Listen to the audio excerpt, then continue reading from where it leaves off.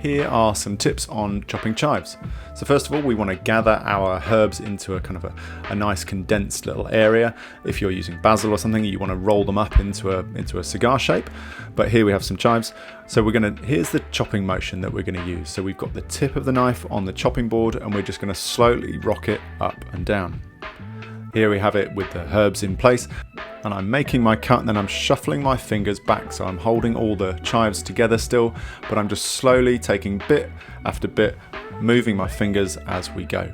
Once you've finished, if you want it a little bit finer, we can put our hand on the top of the blade and we can rock the blade like this, keeping on chopping until we've got them as fine as we want them.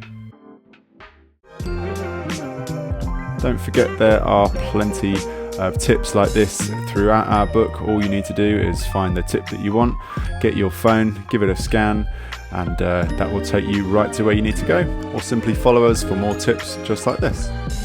Enjoy!